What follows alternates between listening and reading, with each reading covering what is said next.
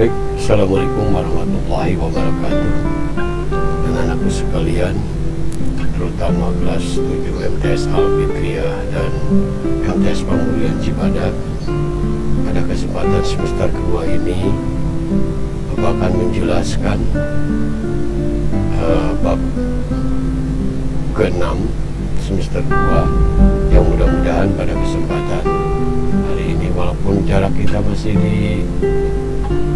belum dipertemukan atau masih PJJ, pembelajaran jarak jauh, tapi kita masih tetap semangat dan mudah-mudahan Allah Subhanahu wa Ta'ala memberikan satu kesehatan kepada kita semuanya. Amin.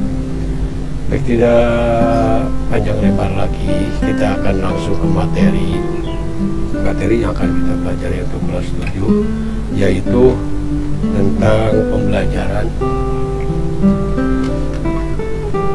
Materi yang akan kita pelajari pada kesempatan hari ini yaitu bab 6 ya, di semester kedua maksudnya. Namun sebelumnya mari kita untuk membaca basmalah dulu. Bismillahirrahmanirrahim. Kita awali pembelajaran kali ini, yaitu tentang sistem organisasi kehidupan makhluk hidup.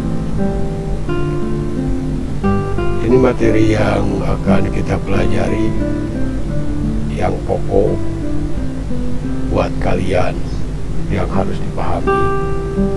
Ini adalah merupakan kompetensi inti, kompetensi dasar, dan paling penting lagi kalian harus tahu tujuan daripada pembelajaran IPA itu sendiri. Diharapkan kalian nanti setelah mempelajari materi ini adalah menyebutkan tingkatan hierarki daripada kehidupan, kemudian membedakan mana sel, jaringan, organ, sistem organ, dan terakhir adalah menjelaskan konsep sistem organ dan organisme. Antara organ atau organisme ini merupakan satu kesatuan ya. Baik, yang selanjutnya ini peta konsep untuk yang kalian harus ketahui. Jadi di dalam organisasi kehidupan ini, tingkatan dari yang paling sederhana sampai ke tingkatan yang paling kompleks ini ada beberapa yang harus dijabarkan atau dijelaskan. Peta konsep ini, organisasi kehidupan ini dibagi ke dalam dua. Satu, tumbuhan. Kedua, organisasi hewan. Yang paling terkecil kompleks dari yang paling sederhana atau paling terkecil yaitu daripada tumbuhan, di mana tumbuhan mempunyai urutan sel tumbuhan, jaringan tumbuhan, organ tumbuhan, sistem organ tumbuhan, dan organisme. Sel hewan pun sama, dimulai daripada sel hewan, jaringan hewan, organ hewan, sistem organ hewan, organisme ataupun organisme hewan. Selanjutnya, kita harus mengetahui dulu apa itu pengertian sel. Pertama kali ditemukan sel ini adalah oleh seorang kebangsaan Inggris namanya Robert Hooke pada tahun 1625 ya, yaitu mengamati sel gabus pada tumbuhan, di mana sel gabus itu adalah sejenis tumbuh-tumbuhan dipakai untuk tutup botol gitu ya. Kemudian dilanjutkan oleh dua orang ini adalah orang setelah menemukan, ini adalah penemu juga, cuman ini yang menyimpulkan, namanya adalah Matthias Selden, kemudian Thomas Sachwart, yaitu pada tahun 1839 menyimpulkan bahwa sel merupakan unit terkecil. Sekali lagi, sel itu adalah unit terkecil. Nah, pengertian daripada sel ataupun setiap sel terdiri dari cairan yang disebut dengan sitoplasma, membran, serta inti nukleus ataupun bahan inti. Nah, berdasarkan ada tidaknya membran yang melindungi nukleus, sel dibagi menjadi dua bagian. Pertama, yang disebut dengan prokariot, merupakan sel yang tidak memiliki membran nukleus.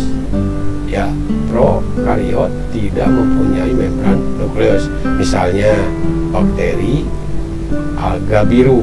Kalau ini bakteri adalah hewan, alga biru adalah tumbuh-tumbuhan. Kemudian kedua yaitu eukariot. Eukariot merupakan sel yang nukleusnya bermembran. Misal hewan dan tumbuh-tumbuhan. Sekali lagi, hewan dan tumbuh-tumbuhan itu ada di eukariot. Nah ini 1, 2 ini adalah memiliki ukuran yang sangat kecil, yaitu 4-20 UVM. Ya, 20 UVM yang jadi harus memakai alat bantu yang disebut dengan mikroskop. Itu baru kita dapat melihatnya. Baik, kita lanjutkan. Masih dalam pengertian sel. Nah, sel juga ada yang disebut organisme bersel tunggal. Kalau bersel tunggal ataupun satu disebut uniseluler. Contohnya bakteri dan protista. Nah, seluruh kegiatan hidupnya dilakukan oleh sel itu sendiri. Bentuknya seperti gambar ini, seperti gambar ini. Nah, ini ya, dua-duanya. Ini adalah contoh, nanti kalau ada ulangan, ini contoh adalah uniseluler. Ya. Kemudian pengertian sel masih ada yang disebut dengan organisme bersel banyak. Kalau tadi uni, kalau sekarang multiseluler, artinya bersel banyak atau sel banyak, bolehlah. Contohnya manusia dan tumbuh-tumbuhan. Ini terjadi pembagian tugas pada sel-sel penyusunnya. Ya, ini kalau multi. Kemudian di dalam sel urutan tadi ada yang disebut dengan struktur atau susunan. Susunannya secara umum, sel tersusun dari membran dan protoplasma. Nah, membran dan protoplasma. Maaf, ini yang kedua. Nah, ini. Nah, terdiri dari sel tersusun dari membran dan protoplasma. Protoplasma terdiri dari sitoplasma, yang disebut sitoplasma itu yaitu cairan sel, dan organel.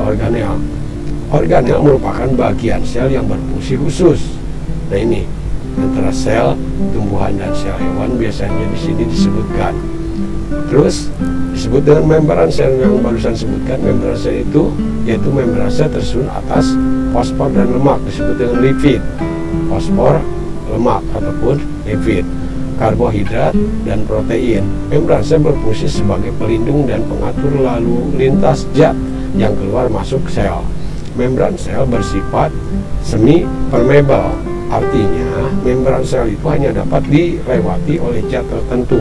Ini susunannya, ya, ini susunan daripada membran sel. Kemudian yang disebut dengan struktur sel pada sitoplasma. Sitoplasma ini merupakan cairan sel.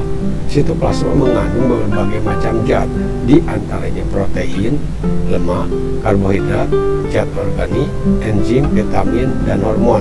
Sitoplasma berfungsi sebagai tempat berlangsungnya reaksi metabolisme sel karena organel sel terdapat di dalam sitoplasma. Nih, ya, kenanya penyebabnya. Ini adalah posisinya. Jadi kalau ada ulangan yang dimana dengan biasanya ulangan pilihan itu suka ada ditunjukkan oleh panah. Ini bentuknya di sini, ya, cairannya ini. Ini.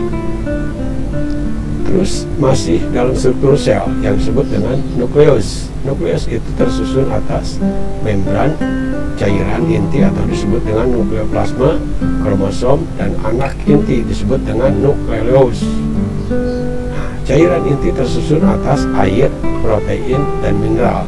Kromosom merupakan membawa sifat menurun. Ingat ya, sifat menurun adanya di kromosom yang tersusun atas benang-benang kromatin. Nukleus berperan dalam pembuatan komponen ribosom. Dari sini kromosom, ribosom, ya. Ini adalah gambar daripada nukleus tersebut, susunannya ini. Kemudian